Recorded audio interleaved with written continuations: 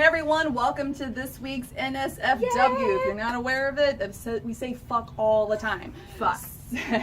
Sorry, Mom. So, as you can see, we are in a different location, which is actually an old location for you guys. Yes, this is Painted Visions, guys. This is where it all started. I am so happy to be back. This place is home. So, let's get started. Yeah, so we have a special guest. Who's our special guest, Brandy? Oh, I don't know. Where did he go? Oh, there he is. That's this one. Adam Martin! Yay! A round of applause. Yeah, we promised you we would have him. Now you see. I am. This is he.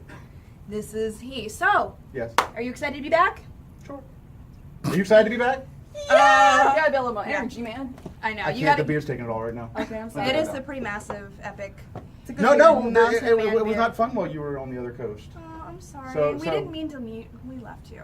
You took the whole show with you. We abandoned you completely because we fucking suck. Yeah, well, hey, we did one good thing though. What'd you do? Keep that guy off the camera. No, we're taking it to the next segment now. No, Screw these guys. Screw these guys. This is too much fun. Go. Step into the spotlight.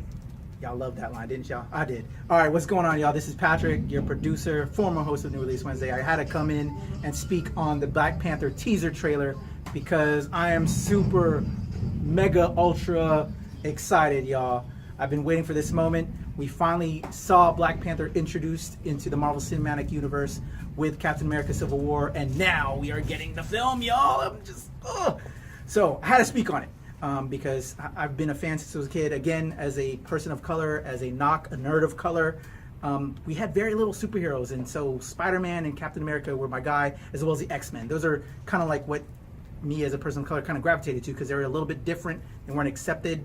And boom, I felt like I could relate with a mutant.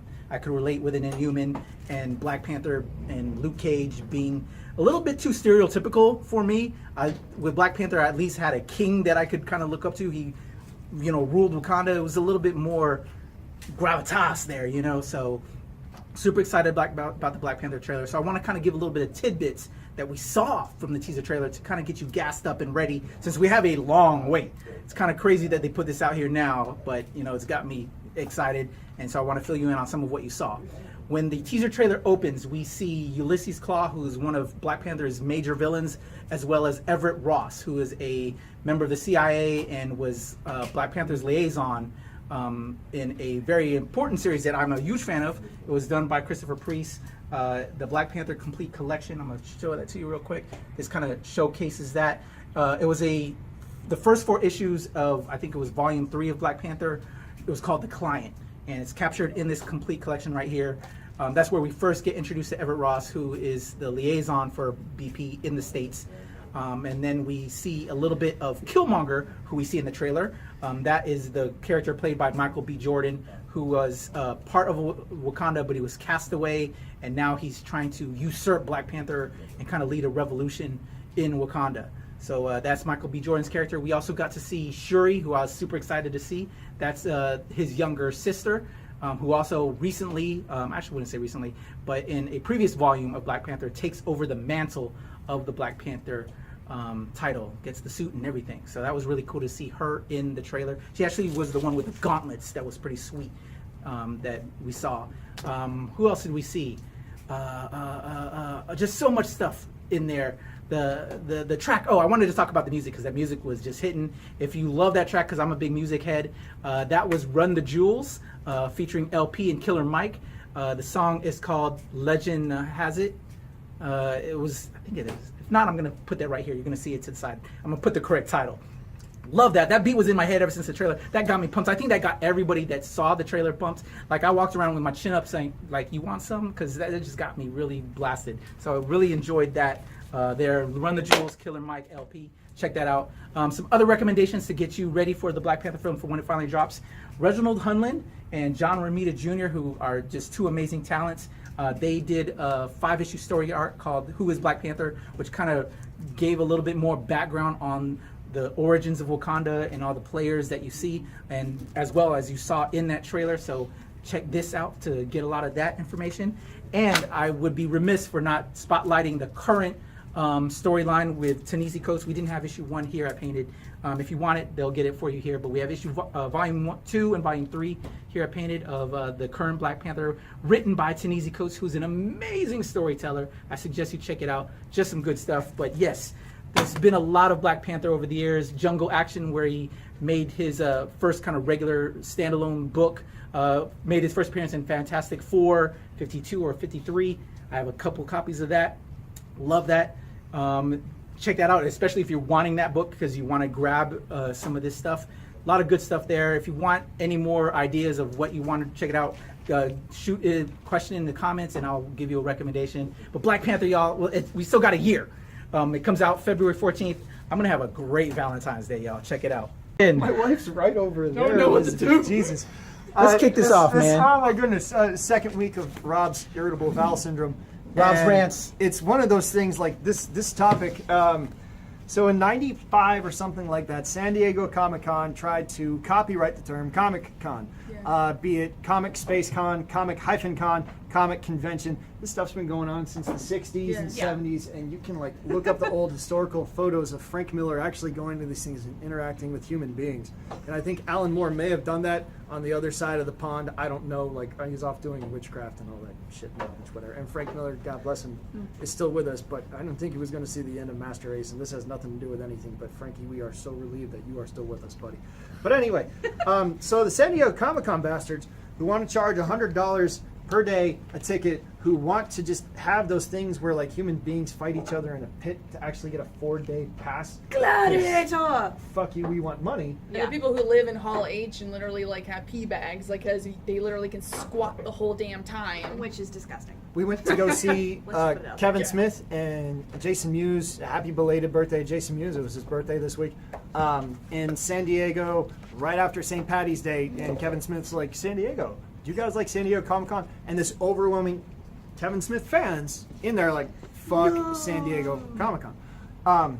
But anyway, this has nothing to do with anything. It's Rob's rant. They're trying to copyright the term Comic-Con so that, you know, some son of a bitch anywhere else in the world owes these greedy McFlickers.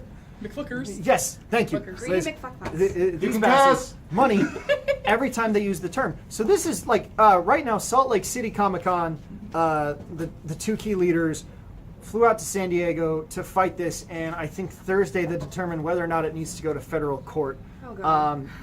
It's one of those things like, what in the fuck is the world coming to if all of a sudden, in order for me to have my comic convention, my Tidewater Comic-Con down in Norfolk, Virginia, which God bless them, they're off to a great I remember when Awesome Con's inaugural year. There were 6 tables, there were 3 booths, you had Herb Trimp come and hang out with us, God bless him, and like, it was small. Awesome Con now is Gigantic. Thank you. Yes. I'm just gonna like. We're This good is with awesome. the adjectives. We're all getting in on Rob's rants Yeah. today. Mad libs. I love it. I We're love it. supporting him. Yeah. But if these, and furthermore, Comic-Con is a term used in like South America, with Comic-Con Chile and Comic-Con in Brazil and shit, and the UK and It's worldwide. yes, It's fucking worldwide. fuck you. I So- would love to see San Diego Comic-Con people and New York Comic-Con people in a cage match. East And Coast then versus say, West that's Coast. it. Whoever wins this cage match That's is a gonna quarter This get is million some people. Biggie Tupac shit. and just cut a bitch. Is and that be gonna like, get all us right, shot? the first one that bleeds. No, will that get us shot? We're safe in We our, don't want to get our shot. community here. We do not want to We're get shot. okay. Fuck. Where was I going? Go with back this? to the camera. Comic-Con. So, God copywriting a word. So look, if the guys from Salt Lake Comic-Con have, per their own words, put $1 million of their own funds into the defense, and it's one of those things, nobody wants a settlement. San Diego wants to keep the title. And we walked around it last year. I mean, it's something to do once before you die. I get it. But the end all be all, no. And the ridiculous entitlement, it's not smart business. It's the kind of business ethics where I can fucking charge $500 for an EpiPen. So fuck you, my dick don't work right, so I'm going to fucking do that. It's the exact same narrow-minded bullshit that someone tries to pass off as a business ethics. And I don't want to say I want to come to your house and light you on fire because that's a terroristic threat. And y'all know where I go buy my comics.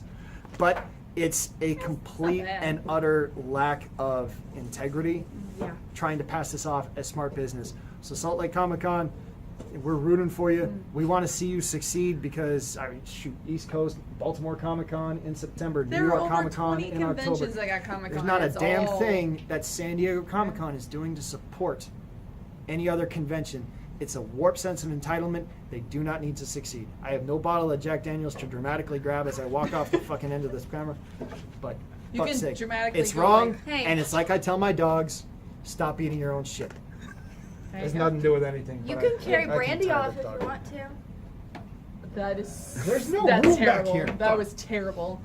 Hey guys, so I'm going to bring you a little bit of an anime segment here. If you guys are as big of an anime fan as I am, this is something that's going to get you excited. So there's a new movie coming out. It's called Mary and the Witch's Flower, and it is coming out of Studio Pinocchio. It is based on the movie The Little Broomstick by Mary Stuart.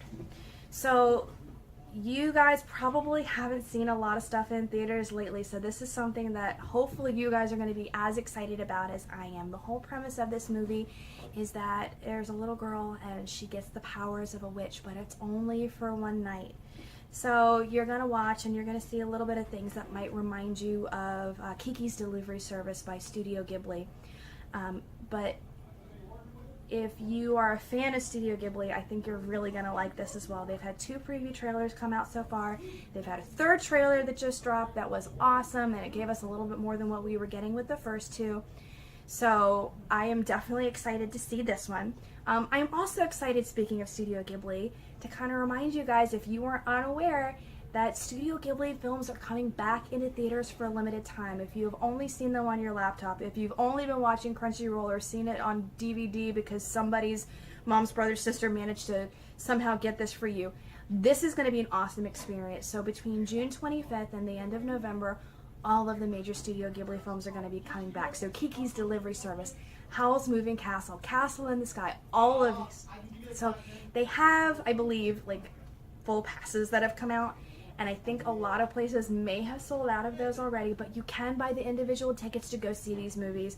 I am definitely looking forward to it and plan on doing that, so you guys should definitely do it too. And if you are interested in this new movie, it drops on July 8th. Again, it's Mary and the Witch's Flower.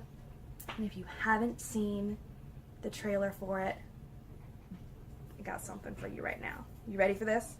You ready? その花の名前は夜間飛行だ。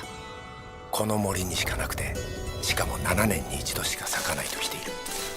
かつては魔女たちまでもが探し求めたらしい。魔女？そう、魔女の花だ。私、今夜だけは魔女なんだ。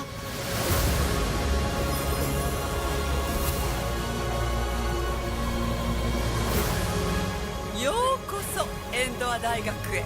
新入生の方ね。あなたは100年に1人の天才です。はじめまして、メアリー君。何これ。メアリー、あの人たちがやろうとしていることはとても危険なことなの。あの子は花のありかを知っているわ。その力で世界は変わる。メアリー、一人で逃げろ。帰れない。約束したんだから一緒に帰ろうって。虹がかかる空には雨が。いよいよ始まるわね。ピーター、あなたにはもう魔法の力はほとんど残っていないわ。一緒に帰ろう。みんなで一緒に。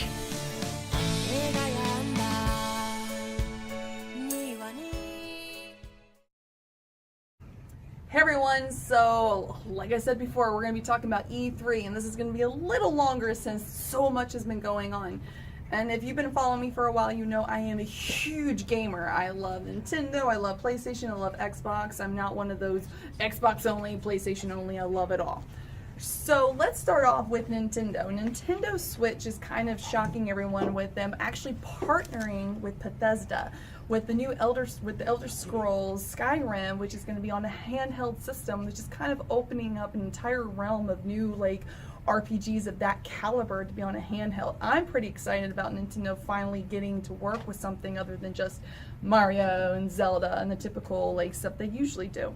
So having Bethesda kind of like go in with Nintendo partnering is kind of exciting.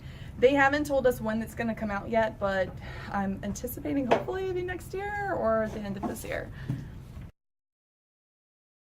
Alright, so now we got the Xbox One X, which the numbering system or the naming system for the Xbox has been very interesting. It's Xbox, Xbox 360, Xbox One, and now it's the Xbox One X.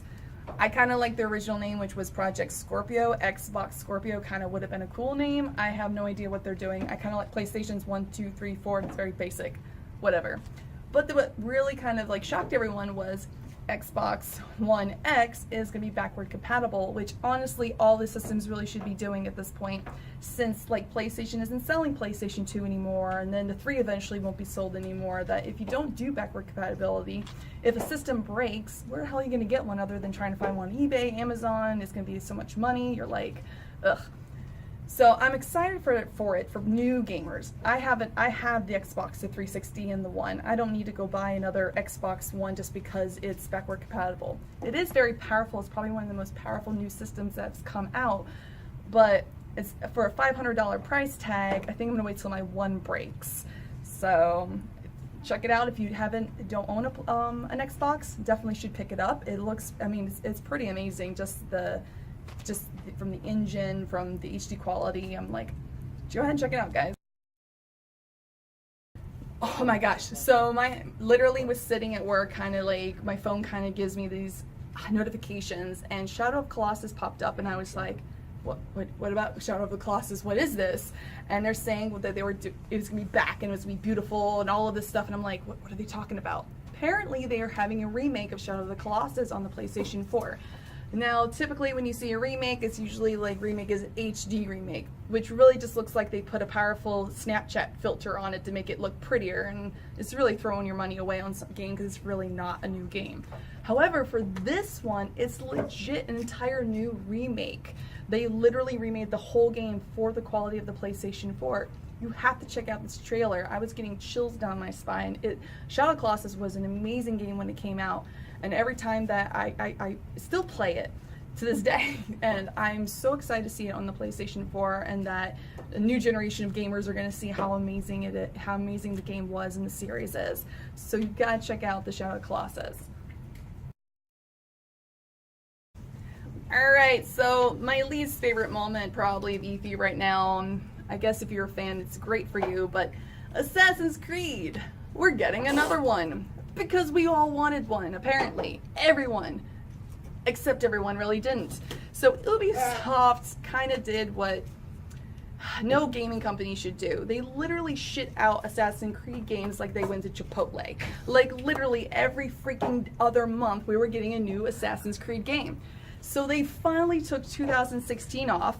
Thank you. We were kind of sick of them. And now they decided to give us another game. So it's Assassin's Creed Origins.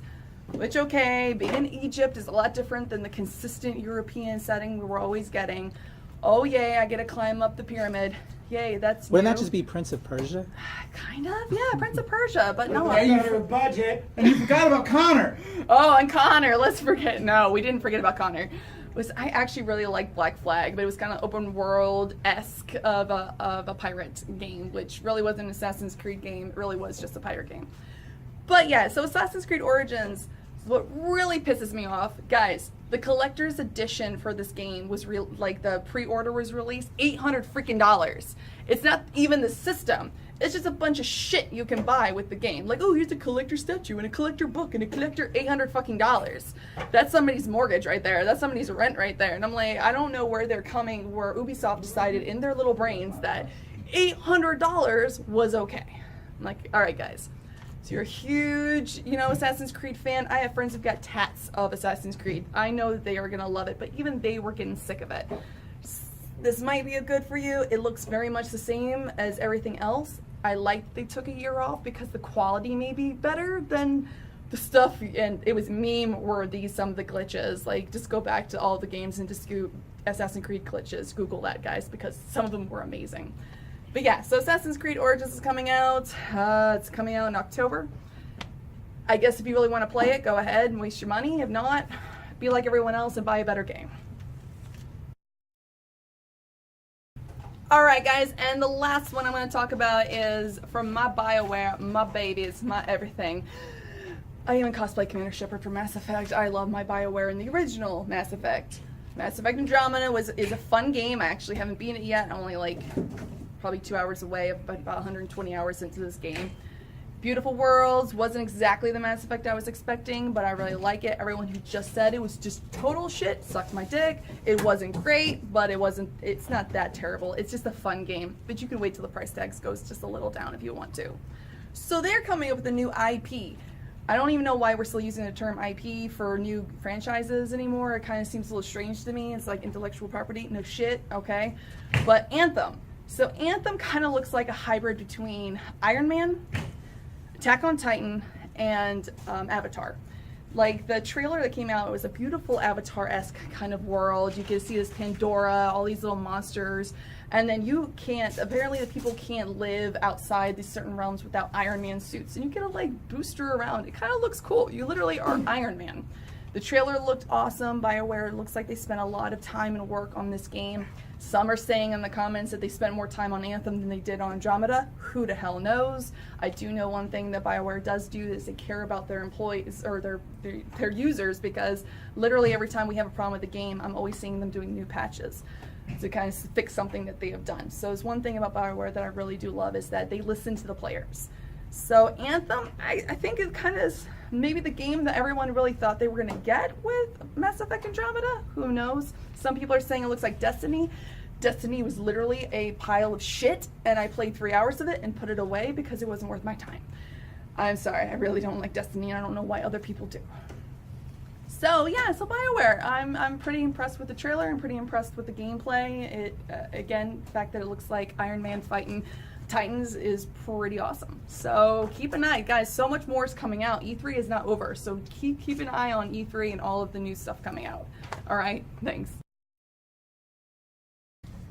Hey guys, I'm here to tell you my top 3 picks for the week, and guess what? I've got mine too. So I'm super excited about this. For anybody who knows me, you know that I am really huge nerdy into mythological stories and lore and all that stuff. So super excited. Look at this. Kill the Minotaur #1. It is by Chris Pacetto and Christian Cantamesa, and the art for this lovely thing is Lucas Kettner, and let me French this up a little bit and not screw it up, Jean-Francois Bellieu.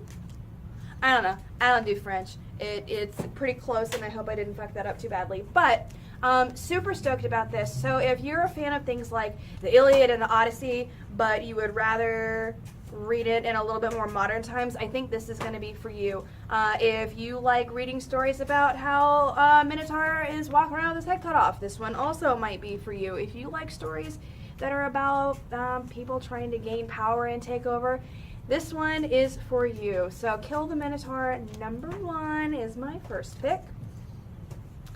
Second pick for the day is Defenders #1 by Brian Michael Bendis. If you are not familiar with Bendis's work, I can't even fucking help you.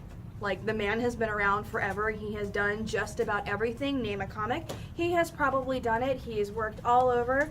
The art for this one is done by David Marquez, but there are 1,001 variants, and so honestly, figure them out. Like, they're all up here above my head. You've got variant covers by Neil Adams, Scotty Young, David Mack, which David Mack and Bendis are like super buddy, so it thrills me that he will still come in and do stuff like this. Alex Maleev. There is a Jack Kirby birthday cover because it's his 100th birthday, or what would have been his 100th birthday coming up. So this coming just before the Defenders, what we are getting on the Netflix series, you've got Daredevil, you've got Jessica Jones, you've got Luke Cage, you've got Iron Fist, all coming together to form this superhero team. And in Defenders 1, they are looking for Diamondback. Shit's gone down, drugs are being sold, nobody is happy about it, and they are trying to find him. Jessica Jones is in the hospital. Things are not so good right now, and they are just trying to get their shit straight so that they can keep New York safe from all these awful drug dealing fools.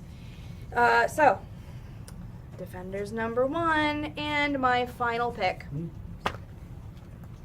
Y'all saw this in our little preview clip. If you are enjoying things like Archer, I mean, you can look at this cover alone of Jimmy's Bastards #1 and see that this is going to be some sort of spy thriller. So, Garth Ennis, who has done Preacher, he's done Punisher, he's done The Boys, he has done fucking everything that is like massive.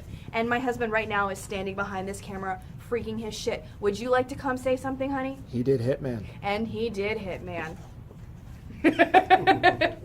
Can't miss out that one.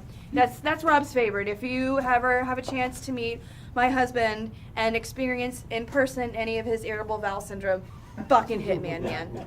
Hitman. So he's done the writing for this, and Russ Braun, who is an absolute sweetheart. Seriously, I cannot speak highly enough about the man, does the art for all of this. So Jimmy's Bastards, you have a spy who goes by the name of Jimmy Regent, and Jimmy throughout his life has been sort of a playboy. He's been going around, he's been putting his dick everywhere, and well, guys, the chickens have come home to roost in the form of all of his illegitimate bastards. Get it? Jimmy's Bastards. Being hired. I see what you did there. You did? Being hired to kill him. So you kind of see where this is going. If you're familiar with any of Ennis's work in terms of his humor from things like The Boys, you know it's a little dark. There's probably a blowjob in there somewhere, and you will see tits. Just throwing that out there. That's what you're going to see. It's funny. It's irreverent. It comes from, again, one of the nicest guys in the comic industry. You would not expect a guy who writes some of the fucked up shit that he does to be as genuine and kind and just a wonderful human being as Garth is. But, you know, we all have to have our outlets. So, Jimmy's Bastards, #1. The first issue, by the way, if you need to know this, is called Get Daddy, which I thought was absolutely hysterical. And other than that, I'm going to let you come in and read this. So, top 3 picks, Jimmy's Bastards #1, Defenders #1, and Kill the Minotaur #1. Do you think that I like #1s? I do. Hey guys, this is Adam at Pain Visions. I'm back. Yay!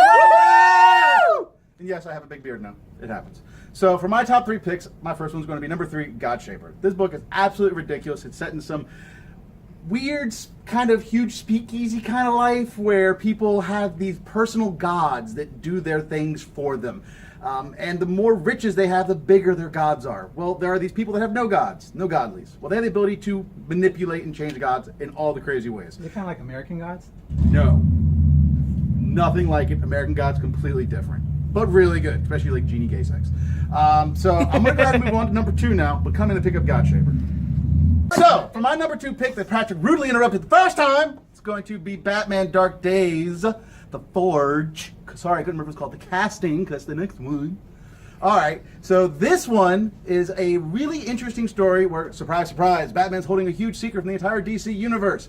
I want to know what it is because it's causing Warner Bros. To sue Universal over the Dark Universe. So let's read this and find out what Batman's hiding from the Justice League. Yo, why'd they give Aquaman a beard now? Is it just because my man is playing Aquaman in the film? Because beards are hot. Yeah. Did you know that like that's one of Aquaman's powers? He knows how to like It's grow a because your beard? friend is playing him in the film. Beards are 'Cause you had a hot. beard. Beards are hot. But I'm way better than Aquaman, and I have no powers. But you got the beard. Yeah. I'm not Aquaman though. That's okay. It's plus. My #1 pick is, I hope I piss so many people off when I say this, I love Steve Rogers as a bad guy. Wow. You know why? Who better to beat you than the person that knows every move you're going to make before you're going to make it? That's what makes a compelling story. The villain of how do you beat them when they are already a step ahead of you. See, that's why I love Superman as a villain. It's great when you're like, how do you beat the villain? Superman as a hero, how do you beat him? I don't care. You can't lose. So this book, I'm really loving. You need to be reading it. It's very convoluted in an unfortunate way, but it's amazing. Spencer is taking this story and digging it very deep, and Marvel is telling us that this has been 8 years in the planning. Sure. But I think somebody just found some really good stills and said, we need to reference this. But either way, this storyline of Cap being the head of Hydra and just single-handedly taking over the entire United States of America, getting rid of all the heroes in one fell swoop. I mean, you got street-level heroes trapped in New York. You got all the space heroes trapped outside Earth's atmosphere, constantly with Chitauri waves. X-Men have been ostracized and humans ostracized, so they're allowed to do their own thing, but don't even bother crossing Cap. So with this story, we're learning more as we've recently gotten a glimpse of a Steve from another time. Is this the Steve we want to know, or is this may just dragging us along? The thing I really want to know is, how did he get some of these former Avengers to be on his evil Avengers? So I'm hoping this issue tells us more. Also, we're getting more of Hank and Ultron, which are fused as one. If you're behind on that story, you need to come in and pick up Rage of Ultron, which was an original graphic novel that nobody read like 2 years ago. So that explains a whole hell of a lot. But either way, this is my #1 pick for the week. You should come in and pick it up. Hi everyone, so this is my top 3 of my comics. So I'm going to start off with Star Wars number 32, which is number 4 of the Screaming Citadel series, which is the 5-volume series for that Marvel is doing with Star Wars, which is connecting with Star Wars and Star Wars Dr. Aphra. It is kind of the in-between story between Star Wars 4 and 5. What I'm really excited about is I really like archaeology, I really love Han Solo, I love seeing the Queen. If you've been following the series, I mean, we're on part 4, so the storyline is like really getting close, like to the climax. Lots of wars, the Queen manipulating people, and I love the design. This series is done by Jason Aaron, who you may know as the writer of Thor, because I love my Thor, because I own all of his comics that he did for Thor, and also for Mighty Thor, and then Doctor Oh my gosh, he's done so much Thor. I love him so much. I own all of it. His bio is a sentence. The goddamn Southern bastard scalped Thor, scalped Doctor Strange, scalped Wolverine and the X-Men. Yeah, he's just amazing. So I'm really excited that this is coming out. So if you want to see it, this is what it looks like. So yeah, check it out, guys. Okay guys, and my next pick would be Rye Chronicles from Valiant, from a local Rafer Roberts, who is in Maryland, correct? You know him, yes. What's up, Rafe? So this is the Valiant series, and I love Valiant, I love Image, so I'm having a lot of fun with this one. And I'm a huge history buff, so this is kind of the history of the Valiant kind of like story. So I like that it's talking about ancient Mesopotamia, going all the way to New Japan, how they're going and really delving deep into the history of the Valiant world. And I think that you guys are going to love it. The artwork is amazing. I am kind of excited. I've read it. It's a good jump start to what I love about Valiant. So yeah, check it out, guys. Next pick is actually probably my favorite right now is Winnebago Graveyard, which is by Steve Niles in Image Comics. So you know Steve, he's done 30 Days of Night, he's done a lot of cool like horror-based stuff, and that's really what this is. You can actually, like, just the first few slides of this, it's about Satanists and rituals, and it's pretty grotesque, which I don't know, I love so much. So just the first few slides, you're like, oh, you already know what you're getting into. So this is about a small town, people in it, Satanists are kind of taking over and killing people. It's a horror genre. If you like scary, sadistic stuff, you're kind of going to like this. And it's a limited series, so there's only going to be a few volumes, so it's quick and dry, and I love limited series because you kind of don't have to invest in like getting hundreds and hundreds of volumes of a story. So definitely I'm really excited to continue reading this one, so yeah, you'll be fine, it's okay. I like when he cuts her head off. We talked pop culture, we talked about the picks, some great picks. There's so many books I want to pick up this week now, man. I know, right? Some cool stuff. I'm getting some Patrick money. You're getting a lot of money. So, we kind of wanted to get all together for our finale. As you saw, we only did 4 topics because we want to kind of put the 5th topic in here because it's kind of grim. But let's celebrate right now. Let's celebrate the life of Adam West. He all affected us deeply, and I guess I'll throw in real quickly, and I guess we can all just say a little quick something on how Adam West affected us. I think we all grew up and loved him from Batman. You know, we all know his signature role was Batman.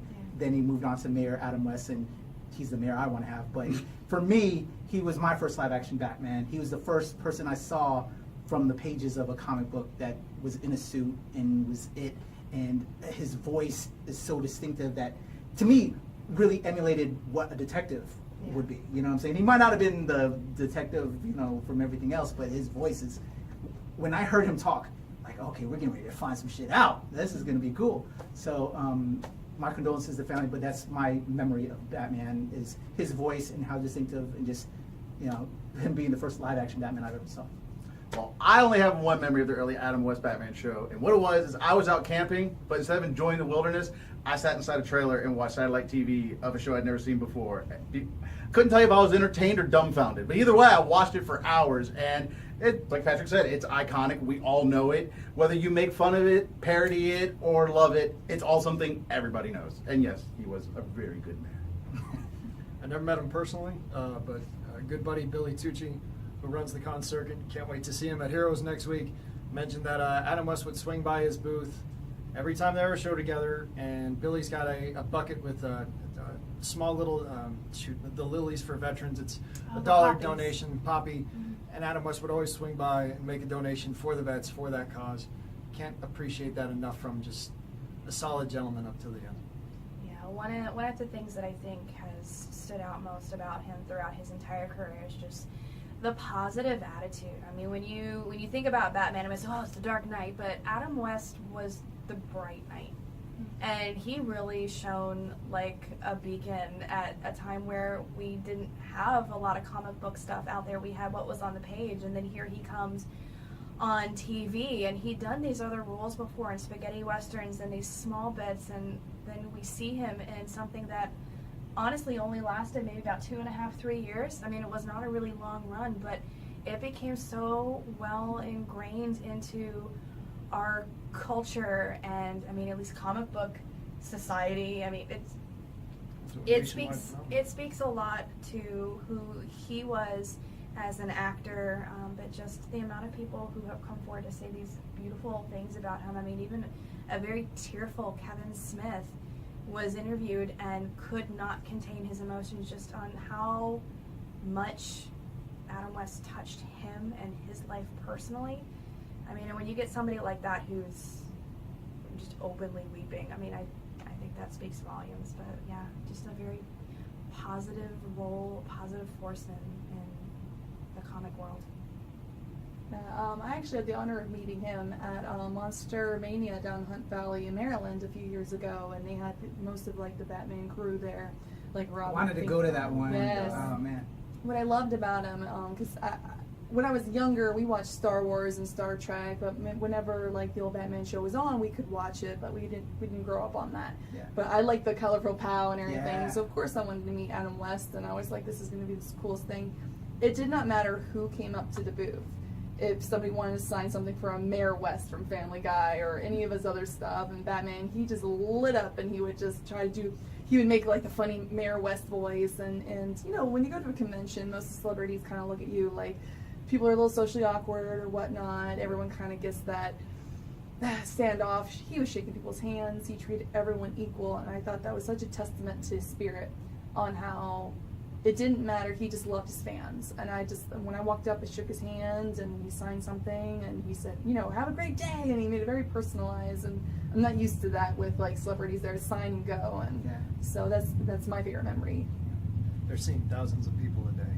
Yeah. And that if you've got that, there's faking the funk, and then there's being genuine. Yeah. And that was Adam. And he had one hell of a handshake too. It was like, I was like, military handshake. I was like, dang. The only thing that sucks about the people that talk is it's great that they talk, but it makes the line that much longer. It does.